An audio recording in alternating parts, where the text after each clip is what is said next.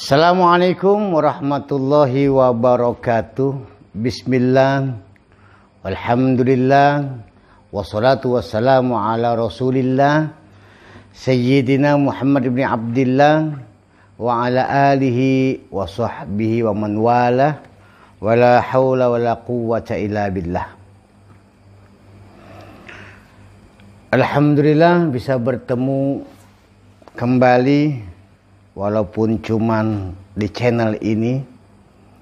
Pada kali ini saya ingin sedikit menceritakan tentang keluarga saya, Ismail bin Yahya bin Muhammad bin Utsman bin Abdullah bin Umar bin Husain Balghaith yang bermakam di Sampit. Dan perlu diketahui bahwasanya Balghaith, kabilah kami ini adalah keturunan dari Al-Habib Umar bin Abdurrahman Sohibul Hamra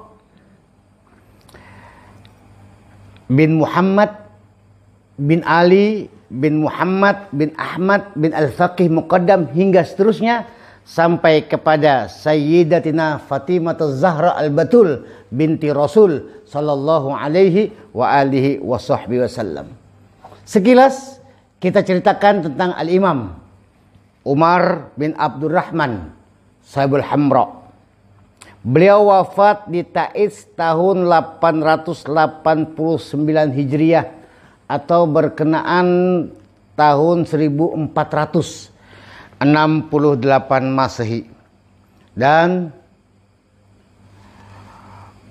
beliau murid daripada Al-Habib Abdullah bin Abu Bakar Al-Idrus Al-Akbar Syamsi Sumus. Dan beliau juga tercatat sebagai seorang santri atau seorang murid yang sangat berbakti kepada gurunya. Guru-gurunya banyak, dan di dalam sebagian riwayat dikatakan bahwasanya beliau ini adalah juga seorang yang sangat dermawan, terkhusus kepada guru-guru beliau, sampai di riwayat diceritakan bahwasanya beliau pernah menghadiahkan kepada gurunya satu buah rumah yang sangat luas, tingkat 3, semua diserahkan kepada gurunya. Saking cinta dan taatnya beliau kepada gurunya. Semoga kita bisa mengikuti jejak langkah beliau. Dan semenjak wafat di tahun 1468 Masehi atau 889 Hijriah tersebut, keturunan-keturunan beliau sampai sekarang berada di luar Tarim. Jadi ingat, perlu digarisbawahi, sejak 889 Hijriah atau 1468 Masehi, keturunan daripada Al-Habib Umar bin Abdurrahman Sohibul Hamra sudah tidak bermukim di Tarim atau Hadramaut. Sehingga wajar andai kata para habaib sekarang yang mungkin tidak mendalami tentang ilmu nasab, banyak yang tidak mengetahui siapa itu Balghaith, kabilah mana itu Balghaith. Namun para habaib yang memang bergerak di bidang nasab tentunya sangat paham dan mengetahui dengan jelas, bahkan mencatat keturunan-keturunan dari Al-Imam Al-Habib Umar bin Abdurrahman Sohibul Hamra tersebut. Tercatat juga di dalam kitab Syamsul Zahirah yang ditulis atau disusun oleh Al-Habib Abdurrahman bin Muhammad Al-Masyhur.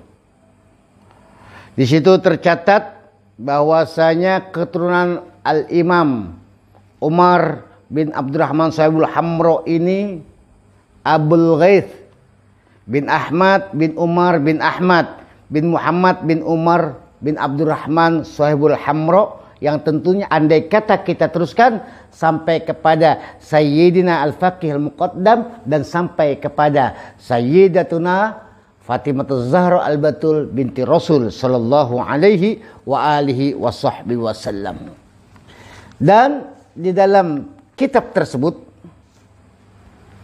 Abul Ghais tercatat di sana mempunyai 3 orang anak, yaitu Ahmad, Abdullah, dan Ubaid Al-Majdub. Sementara kami, Belghis yang ada di Kalimantan, tercatat sebagai keturunan daripada Ahmad. Abdullah punya anak bernama Muhammad, dan Muhammad punya anak Abdurrahman, sedangkan Ahmad punya anak Alwi, dan Alwi punya anak bernama Abul Ghais dan Husain. Abul Ghais sendiri punya anak lagi bernama Alwi dan Husain, yang terakhir dicatat di naskah induk di Tarim. Dan Abul Ghais bin Ahmad ini adalah datuknya Balghais, diberi catatan di samping, yaitu bahwasanya keturunannya berada di Lahij. Dan alhamdulillah kami yang ada di Kalimantan adalah keturunan daripada Husain tersebut. Teman-teman sekalian, perlu juga diketahui bahwasanya Balghis ini juga ternyata di buku induk di Tarim itu memang sampai Husain kami. Namun alhamdulillah ternyata di Indonesia sendiri kabilah Balghis sudah tertulis, sudah tercatat oleh para ahli-ahli nasab atau an-nasabah zaman dulu. Salah satunya, walaupun tidak tercatat di kitab Habib Ali bin Ja'far, namun ternyata ada ahli nasab yang lebih tua dari itu punya catatan lengkap, yaitu mungkin ada yang mengenal beliau, pernah mendengar nama beliau, yaitu Habib Qasim bin Zubair Barakbah, wafat di Gresik sekitar tahun 1331 Hijriah atau 1910 Masehi. Beliau mencatat dalam pohon nasab satu naskah yang mencantumkan Umar bin Husain bin Muhammad bin Husain. Husain terakhir yang saya sebutkan tadi adalah Husain yang tercatat dalam buku induk nasab yang ada di Tarim. Dan seterusnya. Di tahun 1321 Hijriah atau 1900 Masehi, tertulis di naskah tersebut nama Habib Umar bin Husain yang bermakam di Bamang Sampit. Bahkan tertulis juga di situ 3 orang putra beliau, putra Habib Umar bin Husain yang bermakam di Sampit. Jadi Habib Umar bin Husain bin Muhammad bin Husain. Dan tercatat namanya 3 orang putra beliau itu adalah Ali, Abdullah, dan Husain. Ali diyakini keturunannya berada di Bima. Abdullah garis keturunan saya sendiri yang ada di Alalak, dan Husain ada di Kota Baru. Dan juga selain itu pula ternyata catatan-catatan tentang nasab Balghis ini pun telah dicatat dan diisbatkan oleh salah seorang tokoh nasab, ahli nasab di Indonesia, yang juga beliau adalah ketua cabang Robitoh dulu di Pekalongan dan kepala bagian nasab untuk provinsi Jawa Tengah, yaitu Al-Habib Ahmad bin Ali bin Syahab. Dan Habib Ahmad bin Ali bin Syahab, beliau juga mempunyai karangan atau mengarang sebuah kitab tentang nasab yang berjudul Tashilut Thalibin fi Ansabil Alawiyin, yang beliau karang di tahun 1384 Hijriah yang bertepatan dengan 1963 Masehi di halaman 92. Beliau membicarakan tentang Al-Imam Umar bin Abdurrahman Sahibul Hamro. Di situ beliau menulis, lahu akibun minhum ali Balghis wa minhum ailatun kabiratun bi Banjarmasin wa Jakarta. Yaitu beliau, yaitu Habib Umar, Al-Imam Umar bin Abdurrahman Sahibul Hamro, mempunyai keturunan disebut dengan marga Balghis, dan termasuk daripada mereka adalah kebanyakan daripada mereka berada di Banjarmasin dan di Jakarta. Dan Al-Habib Ahmad bin Ali Syahab ini juga ternyata mencatat rincian anak cucu dari Habib Umar bin Husain Balghis yang bermakam atau sekarang dikenal dengan makam Bamang, Keramat Bamang di Sampit. Di jilid 10 halaman 183 sampai dengan 189, bahkan tercatat sampai paman saya sendiri, yaitu Alwi bin Muhammad bin Uthman bin Abdullah bin Umar bin Husain Balghis. Kenapa hanya tercatat nama Alwi? Itu kemungkinan besar adalah karena Ami Alwi, kami sering manggil beliau Ami Alwi, yang tercatat di buku tersebut adalah anak tertua dari kakek kami. Ami Alwi adalah saudara tertua abah saya. Dan mungkin waktu itu cuma satu anak itu saja karena tertua.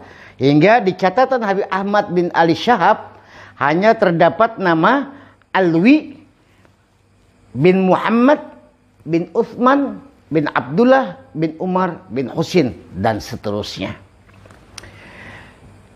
Dan di samping Habib, tadi kita sebutkan bahwasanya Habib Qasim bin Zubair Barakbah dan juga Habib Ahmad bin Ali bin Syahab, ternyata ada salah satu juga tokoh nasab, ahli nasab di Nusantara, yaitu Habib Isa bin Muhammad Qitmir Al-Kaf. Beliau wafat di Palembang sekitar tahun 1404 Hijriah atau bertepatan dengan 1984 Masehi. Beliau juga mempunyai naskah. Naskah tersebut tulisan tangan beliau sendiri, berjilid-jilid, dan sampai saat ini naskah tersebut masih tersimpan rapi di Palembang. Khususnya di tempat Habib Muhammad Quraisy bin Husain Syahab. Di naskah Habib Isa bin Muhammad Qitmir Al-Kaf tersebut, beliau juga mencatat rapi anak cucu keturunan dari Habib Umar bin Husain Balghis Sampit, persis dengan catatan yang ada di catatan Habib Ahmad bin Ali bin Syahab Pekalongan. Bahkan Habib Isa bin Muhammad Al-Kaf ketika menyebut nama Habib Umar bin Husain Balghis juga menambahkan catatan samping tatkala menyebut nama tersebut, yaitu ba'da an wasalat ilaina al-bayanatul wadihah athbatnahum fi syajar bahwasanya setelah sampai kepada kami bukti-bukti yang jelas, kami pun mengisbat mereka dalam buku induk. Ini kalam serta catatan-catatan daripada para ahli-ahli nasab di Nusantara, di Indonesia ini, dan juga diteruskan kembali oleh Al-Habib Muhammad bin Alwi bin Hud Al-Atas, Ketua Maktab Daimi era 9095. Al-Habib Muhammad bin Alwi bin Hud Al-Atas. Dan alhamdulillah di era tersebut kami keluarga besar Balghaith sudah mendapatkan buku nasab. Bahkan dari Pekalongan tatkala Habib Ahmad bin Syihab Pekalongan, kami sudah mendapatkan buku nasab silsilah yang dikeluarkan oleh Maktab Daimi untuk keluarga Qabilah Al-Balghaith. Kenapa ini kami ceritakan? Agar kita semua tahu bahwasanya Balghaith keturunan daripada Al-Habib Umar bin Abdurrahman Sohibul Hamro yang ada di Kalimantan, yang ada di Indonesia, telah diisbat oleh Maktab Daimi yang waktu dulu pernah pusatnya di Pekalongan dan sekarang berada di Jakarta. Ini untuk apa? Untuk sekedar memberikan pengetahuan, membuka wawasan kepada kita semua, agar tidak sembarangan dalam mengatakan, dalam berbicara, dalam memvonis sesuatu. Karena banyak yang kita dengar, ada kalangan-kalangan habaib yang kadang-kadang mereka mengaku sebagai ahli nasab, padahal keilmuannya tentang nasab boleh dikatakan nol besar.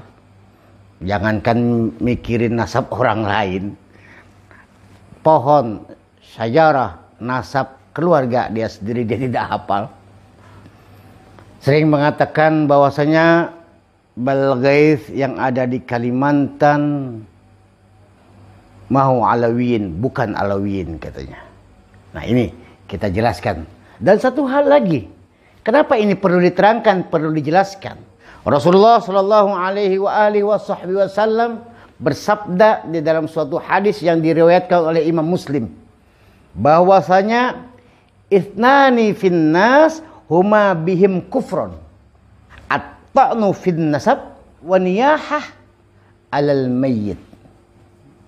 Ada dua hal yang bertebaran di muka bumi ini, di antara manusia-manusia yang ada ini, yang terjadi di tengah-tengah kita ini, yang dua hal tersebut bisa menyebabkan kufur atau dosa besar. Sangat besar dosanya itu. Dan ini perlu kita ketahui semua ya.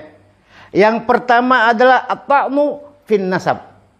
Menyerang nasab seseorang, menikam nasab seseorang, atau memvonis nasab seseorang putus tanpa hujah ilmiah, tanpa dalil-dalil yang kuat. Hanya mendengar kabar bahwa si fulan itu bukan Habib, kami tidak tahu siapa orang tuanya, siapa kakeknya. Apakah tatkala satu orang tidak mengetahui ayah dan kakek orang tersebut, maka orang itu terputus nasabnya? Jangan berani, kecuali kita mengetahui secara pasti siapa dia, di mana keturunannya, kenal dengan keluarga-keluarganya, baru kita boleh memvonis orang tersebut. Yaitu yang pertama. Yang kedua adalah waniyahah alal mayyit, meratapi mayat, meratapi orang yang sudah meninggal. Kenapa dua hal ini dikatakan bisa menyebabkan kufur atau dosa besar? Karena tatkala kita melakukan dua hal ini, berarti kita termasuk orang yang tidak percaya dengan qada dan qadarnya Allah, tidak percaya, tidak yakin terhadap takdir Allah, bahkan menolak takdir Allah terhadap apa yang ditakdirkan Allah kepada orang tersebut. Lahir sebagai Alawiyin adalah takdir Allah, bukan kehendak siapapun juga. Meninggal, habis umur, wafat, itu pun takdir Allah, tanpa ada siapapun juga yang bisa memperpanjang atau mendekatkan kematian kita. Untuk itu, terimalah takdir Allah dengan husnuzon billah, bersangka baik kepada Allah. Itu saja yang bisa saya sampaikan. Wabillahi taufiq wal hidayah, waridha wal inayah, hadanallahu wa iyyakum ajma'in. Al-afu minkum. Assalamualaikum warahmatullahi wabarakatuh.